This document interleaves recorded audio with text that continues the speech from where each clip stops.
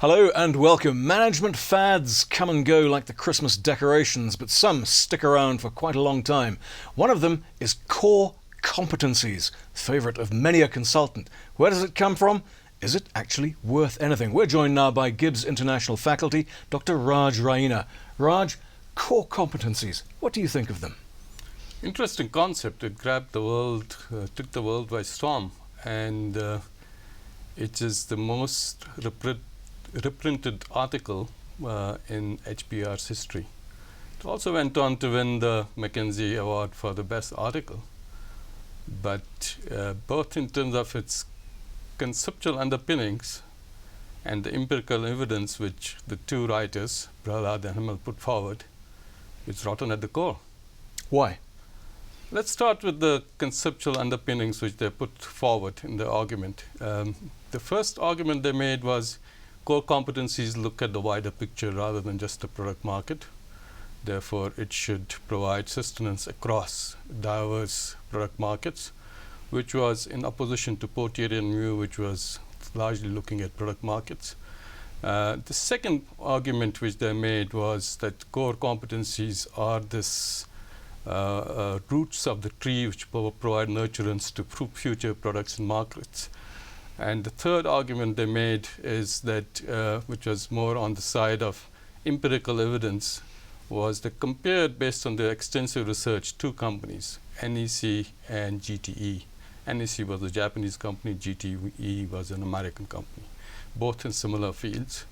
NEC grew manifold into the revenue during the period of the study, which was 1980 to 1988, and GTE actually grew modestly.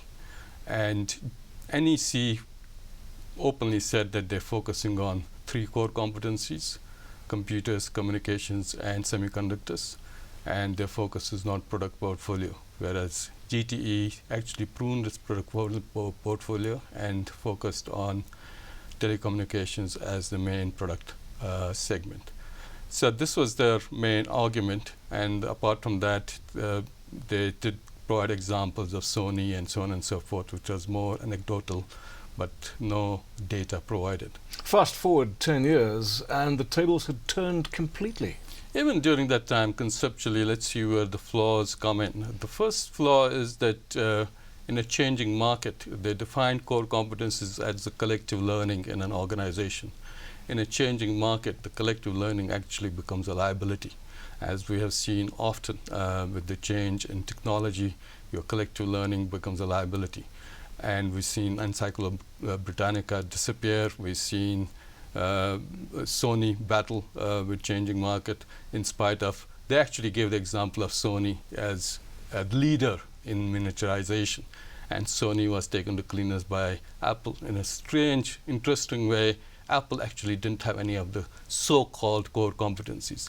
They also argued the point that if you have core products which you need to have, which you should manufacture yourself, that kind of provides sustenance to core competencies. Apple had none of those core products. They insourced everything from other players, including this insource a component from Sony itself with iPod.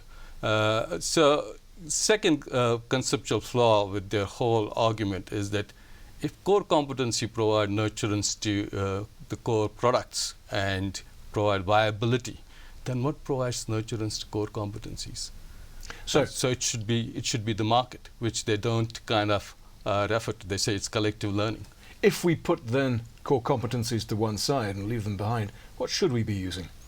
Let's first look at the empirical evidence itself. I mean, there was Professor Enright who kind of delved into the whole aspect of core competence in terms of the empirical evidence.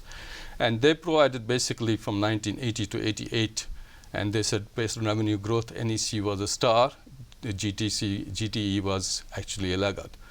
When Professor Enright did the research, he found that GTE actually outperformed NEC on all financial parameters, including returns to shareholders, including appreciation and share value. Not only that, going forward, GTE actually outperformed from 1990 to 2000 NEC. And what is even worse, NEC was almost faced with bankruptcy, and abandoned the concept of core competence and actually went back to product market. So it just goes to show that what is published is not always to be taken on the face value. And also very clear that there's no such thing as a silver bullet. Dr. Raj Raina, Yeah. thank you. Thank you.